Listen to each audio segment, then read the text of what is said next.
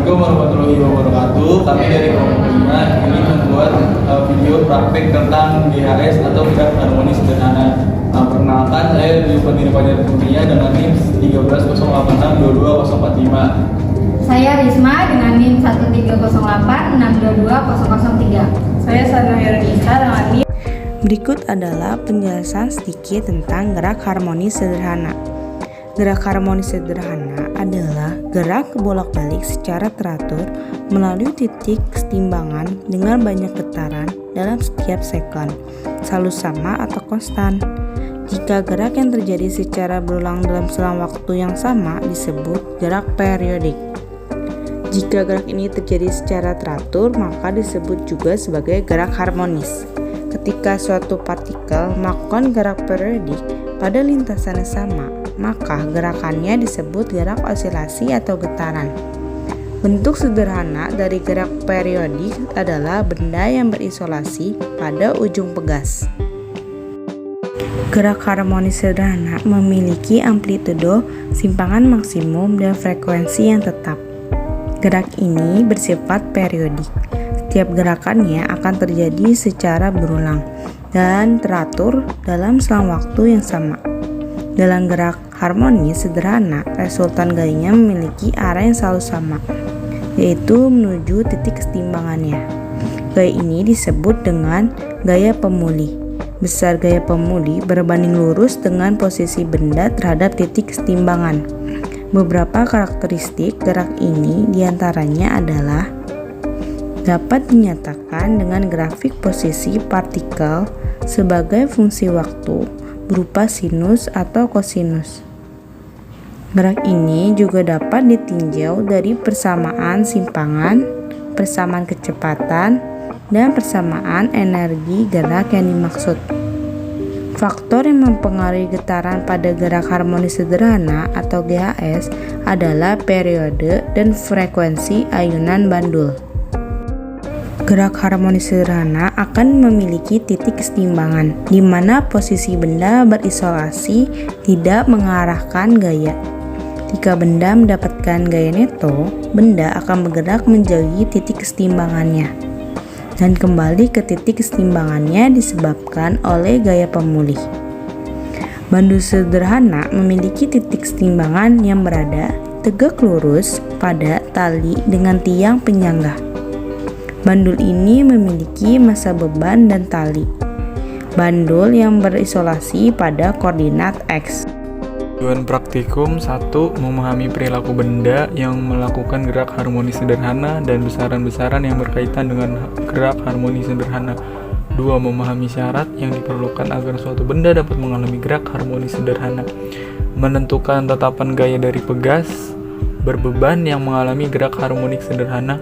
Menentukan faktor-faktor yang mempengaruhi nilai frekuensi dan periode. Alat dan bahan yang digunakan pada praktikum kali ini, yang pertama pegas, yang kedua penggaris, yang ketiga ember dan keping-keping bahan, yaitu bebannya 50 dan 70, yang keempat stopwatch.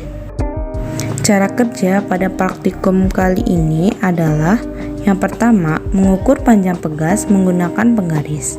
Yang kedua, menggantungkan pegas pada statif dan menggantungkan ember pada ujung bagian bawah pegas. Yang ketiga, menarik ember hingga diperoleh simpangan kecil dan melepaskannya. Yang keempat, mencatat waktu ayunan dengan stopwatch dalam 5 kali getaran. Yang kelima, menambah keping beban dan mengulangi percobaan tersebut.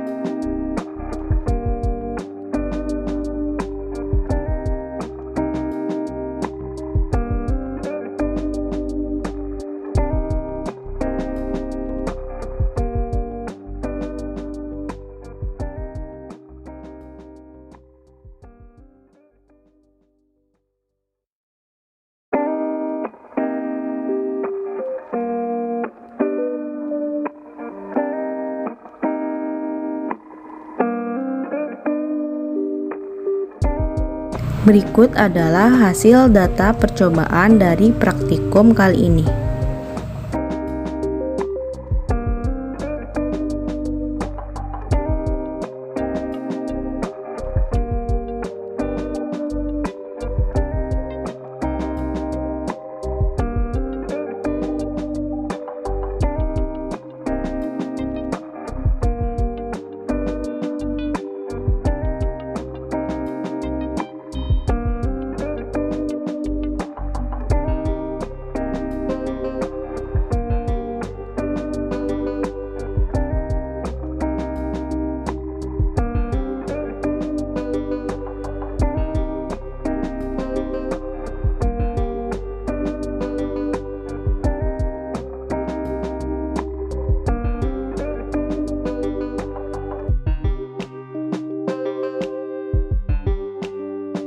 Kesimpulan, pada tetapan pegas berbanding lurus dengan massa beban dan frekuensi, tetapi berbanding terbalik dengan periode.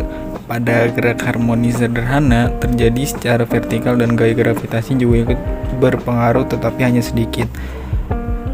Pada gerak harmonis sederhana terjadi secara vertikal karena dapat mempengaruhi besarnya periode dan frekuensi getaran pada pegas.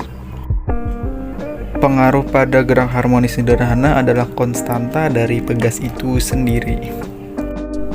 Dan konstanta pegas juga bisa ditentukan oleh hukum Hooke yang menyatakan bahwa besar gaya berbanding lurus dengan pertambahan panjang.